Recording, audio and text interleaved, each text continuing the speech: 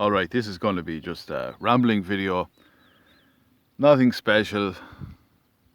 Not the type of video I'm used to making now, but I've time to kill, and I think this will just be a YouTube exclusive.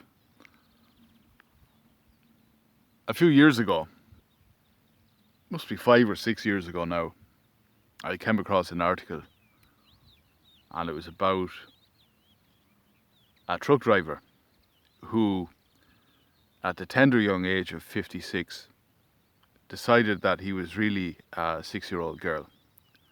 A 6-year-old girl trapped in a 56-year-old male's body.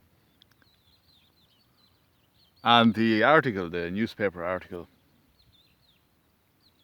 was saying that this guy was a hero because he was being true to himself. It didn't matter that he'd a wife and kids to look after. What mattered was that he was being true to himself. He was expressing his inner child, his inner self, his true identity. And yeah, the article got even more sinister. It showed a photo of him. Oh, fucking hell. He was dressed up anyway, like, Alice in Wonderland, having a little tea party with some little girl of 6 years of age. And the parents or grandparents of the little girl had brought him over to play with their little one, because they too were celebrating the fact that this 56-year-old man, this truck driver, had decided to be true to himself, to be true to his true identity. So they were in on it, and I was shocked at the time, that such an article would be written. A man with a very serious mental illness, a man who, in my opinion, should be locked up, was front and centre. And we were all supposed to bask in the glow of his heroism. That brings me on to Phillip Schofield. Now, I watch almost zero TV.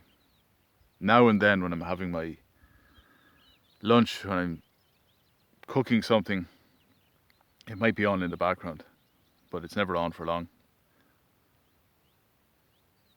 In terms of British TV, I know zero.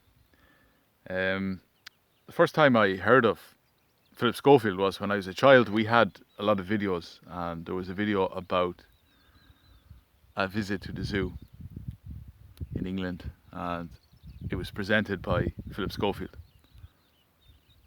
I remember that. I think he was, in that video, he was talking about some bird, really ugly looking vulture.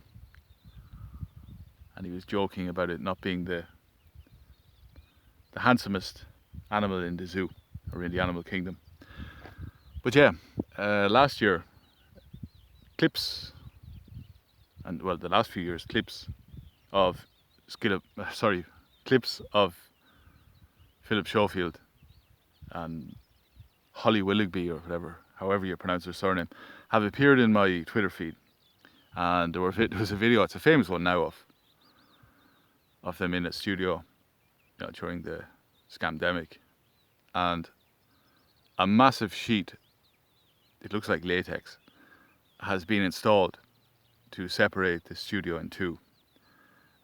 And some guy comes in, and in order to hug him, the two presenters are, they put their arms through this hole in the latex so they can, wrap their arms around him without, really touching him. There's no skin on skin contact, as it were. So yeah, it's a pathetic piece of propaganda.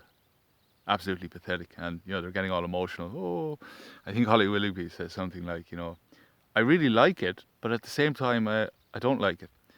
But the important thing was, she said she liked it. She was trying to normalise the idea that this was how it was going to be going forward. If we wanted to flatten the curve, we had to